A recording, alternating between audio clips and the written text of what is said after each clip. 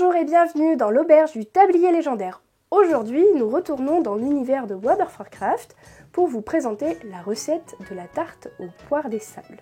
Il faut savoir que vous ne trouverez cette tarte que dans l'île de départ des Draenei, sur l'île de Brunsand. Une fois que vous commencez les toutes premières quêtes après être passé niveau 10, vous avez un PNJ qui vous donne la quête La meilleure des gâteries. Il vous demande alors de ramasser 10 poires des sables et en récompense, il vous donne la tarte. Pour faire notre tarte, nous allons avoir besoin de plusieurs choses. Notre fond de tarte avec une pâte sablée, les poires que l'on va caraméliser et la crème d'amande qui va venir entourer nos poires. Petite spécificité pour cette tarte, puisque nous allons mettre du colorant sur les poires pour rappeler un peu la terre natale des Draenei, c'est-à-dire l'Exodar. Pour faire cette recette, nous allons chercher tous nos ingrédients dans notre inventaire. Pour la pâte sablée, il va nous falloir 200 g de farine, 90 g de sucre, 60 ml d'huile végétale, si possible la plus neutre possible. Moi j'utilise de l'huile de tournesol, parce que ça n'a pas beaucoup de goût. 50 ml de crème. Personnellement j'utilise de la crème de riz, mais si vous voulez utiliser autre chose, c'est possible. Une pincée de sel et un peu de gousse de vanille. Pour la garniture à la crème d'amande, il va nous falloir également plusieurs choses. 150 g de poudre d'amande, 130 g de sucre, 100 ml de lait d'amande, 30 g de farine, 50 g de compote de pommes, du colorant violet et rose, des petites pépites caramélisées pour ajouter un peu le côté sableux. Et enfin, le plus important de la recette, il va nous falloir des poires. Donc ici, 10 poires, exactement comme dans la quête. On vous demande de ramener 10 poires des sables. 10 poires. Ici, j'ai des poires conférence qui sont assez petites, mais si vous souhaitez prendre d'autres poires qui ont un plus gros calibre, il vous en faudra peut-être que 5 ou 6. On va commencer par la préparation de la pâte sablée. D'abord, la farine, puis le sucre, la crème,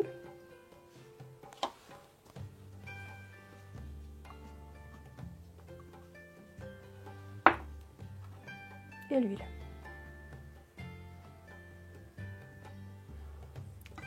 Sans oublier la pincée de sel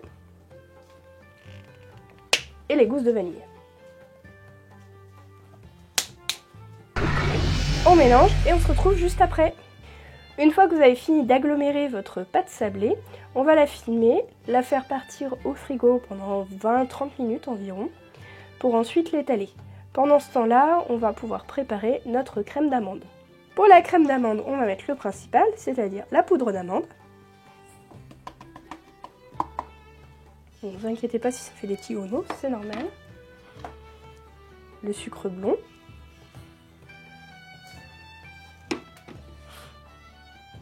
La farine. On va déjà rapidement mélanger ces trois-là. Une fois qu'on a mélangé la poudre d'amande, la farine et le sucre, on va rajouter notre compote de pommes et le lait d'amande. Et on mélange le tout.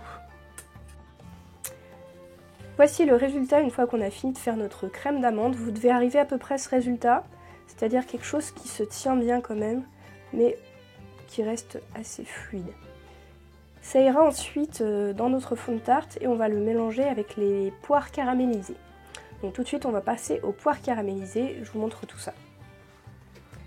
On va passer à la caramélisation des poires. Donc je ne vous l'ai pas montré à la caméra, mais j'ai coupé mes poires.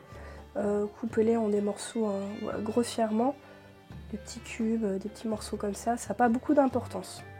Ok, je les mets dans ma casserole. Le but ça va être de leur faire rendre un peu de leur eau et je vais rajouter du sucre. Donc là comme je vous disais c'est un peu au dosage à l'œil. Voilà, moi je vais m'arrêter là parce que la crème d'amande qu'on a mis tout à l'heure, je trouve qu'elle est déjà assez sucrée.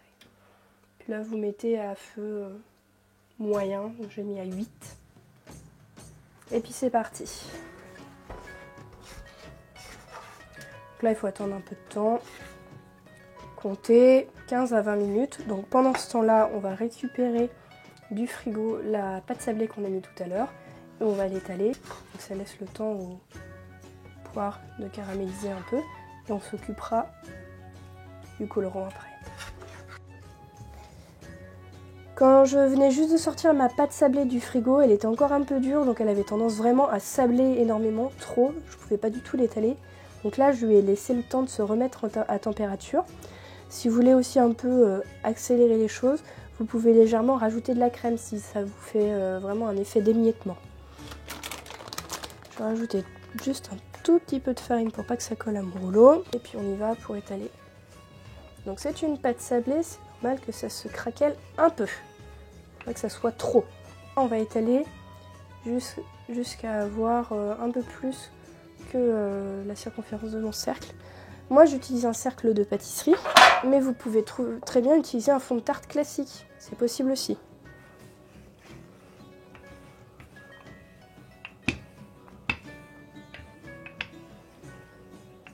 Donc là, le fonçage de ma pâte est terminé. Vous voyez, ça a bien meilleur aspect que ce qu'on faisait tout à l'heure. On va la mettre au frigo simplement pour que les bords se tiennent bien au moment où on va la mettre à la cuisson. On va aller s'occuper des poires qui ont dû finir de caraméliser un peu avec le sucre. Nous revoici avec nos poires que nous avons fait légèrement caraméliser. Vous voyez qu'elles ont rendu beaucoup d'eau, c'est normal. Du coup, on va les passer à la passoire pour que toute l'eau soit évacuée et qu'on puisse après mettre le colorant. Donc je prends mes poires et je les passe à la passoire. Donc pour être sûr vraiment d'évacuer toute l'eau, essayez de retourner régulièrement la préparation, mais vraiment délicatement parce que là, comme elles sont bien cuites, les poires, elles ont tendance à être fragiles. Donc là, on ne veut pas vraiment de bouillie, on veut justement avoir des morceaux les plus entiers possibles. Donc tout à l'heure, je vous parlais qu'on allait colorer nos poires avec le colorant alimentaire violet et rose pour rappeler un peu le vaisseau de l'exodare des Draenei. On va séparer nos poires en 2 tas de parts égales. Donc là, moi j'ai du colorant alimentaire sous forme de pâte. Donc j'en vraiment, mais vraiment un tout petit peu. Je vais d'abord voir quelle coloration ça me donne. Donc ça c'est le rose. Alors attention, faites pas comme moi, vous en mettez pas sur les doigts parce qu'après, alors, artillerie, ça va être vraiment sympa. Donc là, pareil, vous remuez vraiment tout doucement pour pas casser vos poires. Et on fait la même chose avec le violet. Une fois qu'on a fini d'avoir nos 2 couleurs, on va partir pour l'assemblage final de notre tarte. Nous voici pour le montage final de notre tarte aux poires des sables. On a notre pâte sablée qu'on vient de sortir du frigo, la crème d'amande auquel je vais rajouter les pépites caramélisées dont on a parlé tout à l'heure, et on va rajouter en même temps aussi les poires qu'on a colorées. Je mets déjà les pépites. Alors ça, pareil, au niveau du dosage, c'est vous qui voyez. Vous pouvez aussi ne pas en mettre. Juste remuer un peu pour qu'il y en ait un peu partout. Donc, je vais déjà mettre un fond de crème d'amande. Juste piquer un peu ma pâte. C'est pas grave si j'ai déjà mis de la crème. Je vais commencer à mettre déjà sur une première couche mes poires. Alors attention parce que vous voyez, elles ont continué à rendre du jus. Donc on va essayer de ne pas aller trop chercher vers le fond pour pas qu'il y ait trop de jus sur la tarte. Essayez d'en mettre un peu partout. Gardez-en pour la couche du dessus. Hein. Donc là, vous faites la même chose avec le violet, bien sûr.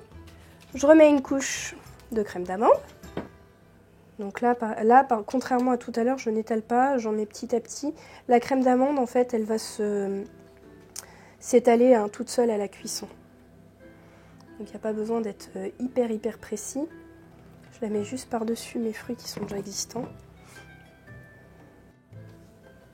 Donc le but, c'est de recouvrir toute la tarte. Donc là, je vais aller tout doucement Étaler, mais vraiment sans forcer. Hein.